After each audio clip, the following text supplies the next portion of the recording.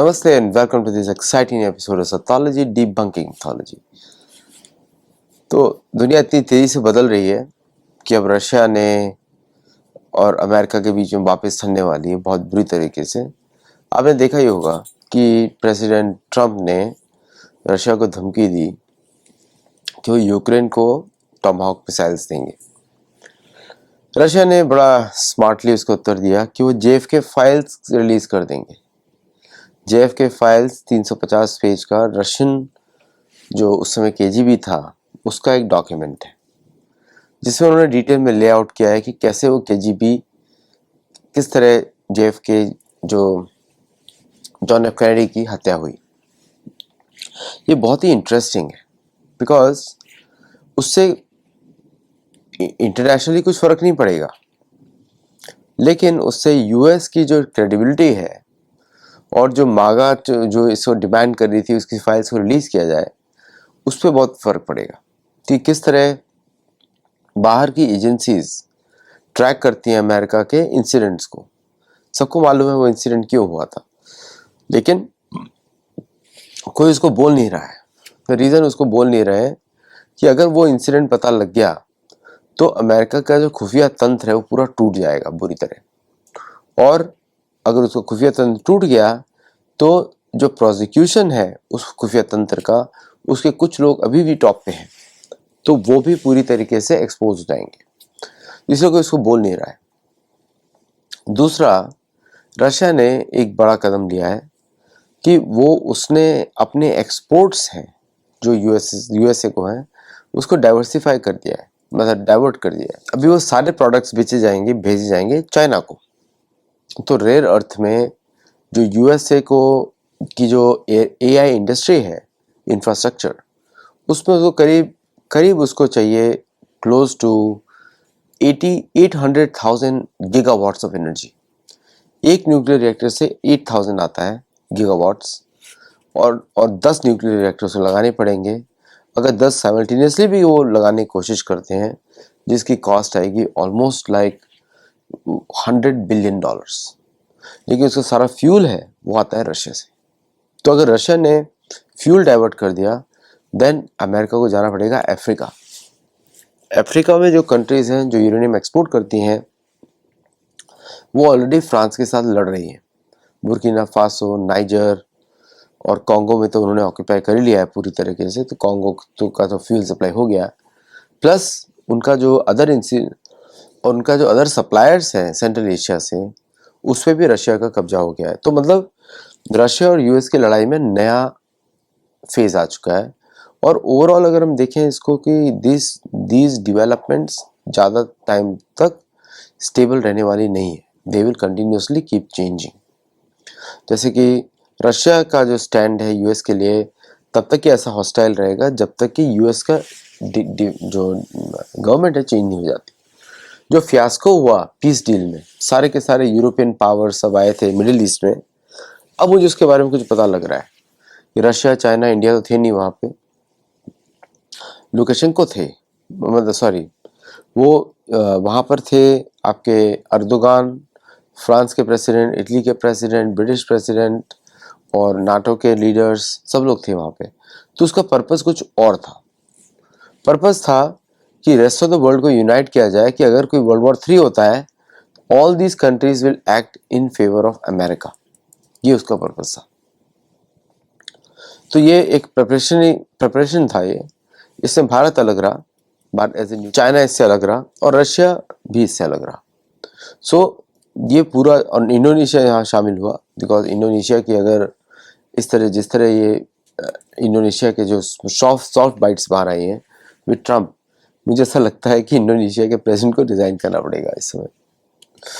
और अगर आप इसको देखें, इसको ओवरऑल देखें पूरी मीटिंग को, तो ये तो अब जो रशिया का जो स्टैंस है विल बिकम हार्डन्ड, क्योंकि रशिया को पता लग गया कि सारे देश एक साथ ही काम करने वाले हैं against Russian interest, Indian interest and Chinese interest. ऐसा लगता है कहीं ना कहीं पे कि independent non US based alliance कहीं ना कहीं पे भारत को शामिल होना पड़ेगा उसमें, ऐसा लगता है मुझे। I mean totally wrong. Bharat का तो बड़ा स्ट्रांग है कि वो किसी अलायंस में नहीं जाएगा, स्टैंड अलोन रहेगा, लेकिन टू प्रोटेक्ट ईच अदर तो कोई अलायंस तो होनी चाहिए। अमेरिका भी चाहेगा कि वो नहीं हो, क्योंकि ये पूरी जो मीटिंग है in the name of peace, middle eastern Gazan peace, उसके चक्कर में कुछ और ही है ये। It looks like a military alliance against Russia, क्योंकि रशिया इनके सबके प्लान में एक रोड़ा है, इट्स एन ऑब्स्टिकल। और ये लोग कोई भी नहीं चाहते रशिया से कोई दोस्ती करे। और लेकिन सबकी जो रेयर अर्थ की सप्लाईज हैं वो चाइना और रशिया और भारत के पास है। तो विदाउट यूरेनियम अमेरिका का एआई रेवोल्यूशन नहीं होने वाला, इसलिए इसमें बहुत बड़ा डेंट पड़ने वाला है। Because the power consumption need and the water consumption need is beyond the capacity of all the countries, unless and until कोई नया टेक्नोलॉजी आए। जैसे भारत में भी जो जीपीयू बेस्ड एआई सेंटर बन रहा है, उसमें भी कहीं ना कहीं नया, I think we need new source of power और उसमें लगेगा वो सब चीज़ें, बिकॉज अदरवाइज तो चलने वाला नहीं है। ऑब्वियसली कलयुग है, तो people are going to take decisions based on इस तरह के कंसिडरेशंस होंगे। और सबसे बड़ा चीज़ है कि Google is investing in India and $15 billion in 5 years। तो वो इसी एआई सेंटर में इन्वेस्ट कर रहे हैं and it is a good move for Oracle, Google, actually Google and India. And उसमें थॉमस कुरियन थे, जिसको जो लोग जानते हैं उनको जानते हैं, so we all know him from Oracle. तो इट वाज वेरी इंटरेस्टिंग कि ये जो डेवलपमेंट्स हो रहे हैं रशिया के, it was open threat. JRF के जूनियर, सॉरी JFK, प्रेसिडेंट का JFK की फाइल्स, मर्डर फाइल्स, और लुकाशेंको ने ऑलरेडी बोल दिया, बेलारूस के जो प्रेसिडेंट ने बोल दिया कि अगर वो टोमाहोक डिप्लॉय करते हैं तो we will, it is an act of war, वो उसके डिफेंड करेंगे। और Russian capacity in defending is much higher than anyone. लोगों को लग रहा है कि यूक्रेन इज विनिंग और Ukraine can win, actually that is impossible for Ukraine to win. वो ऑलरेडी हो चुका है बर्बाद, अब वो आगे नहीं बढ़ सकता। Even though they are pumping money, लेकिन I don't think so Ukraine के लिए कर रहे हैं, वो अपने लिए कर रहे हैं सब लोग। तो रशिया सीज दैट, तो that's why you are seeing all this options. समझना पड़ेगा आपको, ये जो राजनीति जियोपॉलिटिक्स चल रही है, उसके एक एक चीज़ पे आपको नज़र रखनी पड़ेगी, then only you can understand what's going on. अब चीन और अमेरिका की वापस ठन गई। परसों तक था रेयर अर्थ पे एक्सपोर्ट कंट्रोल्स लगा रहा है चाइना, और अब तो उन्होंने बोल दिया कि अब सैंक्शंस लगाएंगे 100%। और उसके बाद पता लगा it was a misunderstanding, misquotation, went back. वो था Monday, sorry Friday, blood bath हो गया। Markets came back on Monday, 800 billion dollar lose हुआ, 500 गेन हुआ, 300 बिलियन डॉलर लेस था। अब आज बोल दिया है कि China is deliberately not purchasing American soybean. उन्होंने अर्जेंटीना से खरीद लिया। अर्जेंटीना से अमेरिका ने अर्जेंटीना को $20 बिलियन दिए। पॉन्जी स्कीम है, और सब लोग उछल रहे थे पहले। मैं और अंकित जी के शो में हम लोग बताया भी, हैवियर मिले का सब लोग बोल रहे थे, but he is a corrupt person. मैं शुरू से आपको बोल रहा हूँ, करप्ट पर्सन। अर्जेंटीना में जो नेटिव अमेरिकन की, जो नेटिव अर्जेंटीनियंस की हालत है बहुत ख़राब है। It's a colony, German colony, Spanish colony, और वो अपने आप को यूरोपियन से भी ज़्यादा प्योर यूरोपियंस मानते हैं अर्जेंटीना के लोग। And they have destroyed the native indigenous communities there. सारा चर्च का देन है। और उसके बाद ये आपका पागल लीडर जो है वहाँ का, नाउ ही इज सोल्ड। अब कुछ नहीं बचा अर्जेंटीना में। नाउ आता है नंबर सोयाबीन का। सोयाबीन जो है, चाइना की वजह से $12.6 बिलियन का लॉस हुआ अमेरिकन फार्मर्स को, और अमेरिकन गवर्नमेंट पे करने की कोशिश कर रही है लेकिन पे नहीं कर पाएगी। So now they are putting sanctions, बोल रहे हैं कि हम सैंक्शंस लगाएंगे, टैरिफ लगाएंगे ऑन ऑल द प्रोडक्ट्स जो China is not buying from America. ऐसा कब से हुआ है कि फ्री मार्केट इकोनॉमी में आप इतने ज़्यादा सैंक्शंस की बात करते रहो 24 घंटा? मीन्स कि ये कोई प्राइवेट बिजनेस नहीं है, ये कंट्री है। और प्राइवेट कंट्री जो है उसके लॉन्ग टर्म प्लान्स होते हैं, शॉर्ट टर्म प्लान्स नहीं होते हैं। तो शॉर्ट टर्म प्लान्स में अगर आप इस तरह के सैंक्शंस की बात करेंगे, which investor will have confidence in the US future में? लेकिन इसके बारे में कोई डिस्कस नहीं कर रहा है।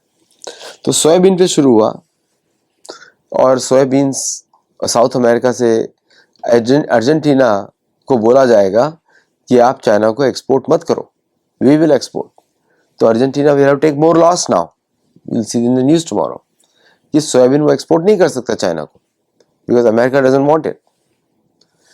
और फिर एक बड़ा इंटरेस्टिंग इंटरव्यू हुआ मारिया कोरिनो मकाडो का, जो अपोजिशन लीडर वेनेजुएला की, वो ओपनली बोल रही है डॉन जूनियर को, by whatever you want, we want American companies to profit. मतलब Venezuela exist for America, so Maduro is a bad man because he is not selling to America, but I am a good person because I sell to America. ये difference है, एक colonised है totally, opposition is totally colonised, totally working on behalf of America. So very interesting to watch. So I don't want to take any side, but I can clearly see कि deep state कैसे चलता है, जो इनका जो अदृश्य राज्य है वो कैसे चलता है। अदृश्य राज्य किसको चाहता है, इसीलिए उसको नोबेल पीस प्राइज मिला, और that's why पूरा वेनेजुएला को बेचने के लिए तैयार है वो। And do you think this is going to last longer? कुछ नहीं, ये सब 1 साल की बात है, 2 साल की बात है, 3 साल की बात है। After that all this turmoil is going to end, और मुझे नहीं लगता कि मदुरो हटेगा। मदुरो हैज सर्वाइव्ड, मुझे नहीं लगता हटेगा, उसको हटाने की कोशिश की जाएगी मिलिट्री मीन्स से, और रशिया वहाँ पे भी कूद पड़ा है, चाइना भी कूद पड़ा है, शायद भारत भी वहाँ पे मदद करेगा इन लोगों की, but will see what happens. क्योंकि ये ज़्यादातर लोग सोचते हैं कि भारत में दम नहीं है, ऐसे लोग सोचते हैं, because Bharat doesn't take random actions, वो सोच समझ के लेते हैं what is beneficial for Bharat and Bharatiya people. उल्टे सीधे सभी कंट्रीज में घुसने की आवश्यकता नहीं है। जैसे पाकिस्तान जो है हर जगह 1 कोर ऑफ आर्मी कमिट कर रहा है, वो कमिट किया गाजा में, वो कमिट किया सऊदी में, वो कमिट अफगानिस्तान के विरुद्ध करेगा, बची नहीं, उसके टोटल 2 कोर है total. So it's a very strange, Pakistan is strange country, दिखता ही है हम लोगों को सबको। बट जो हो रहा है वेनेजुएला में दैट इज वेरी फनी। और जो सोयाबीन का डील है दैट इज, उसका आउटकम कुछ और ही आने वाला है। चाइना खरीदे, बोलेगा ठीक है हम आपसे खरीदते हैं, but I need more market access, I need more access to your researches, इस तरह की बात होंगी। तो इट्स वेरी इंटरेस्टिंग टाइम। तो soybean diplomacy is very hard. तो will see in the next show. Do join and become a member. Do like our video, share our videos, और आप गुरुकुल में जुड़ें। गुरुकुल में बहुत कुछ सीखने को मिलता है, धर्म पे आधारित। नमस्ते एंड जय जगन्नाथ।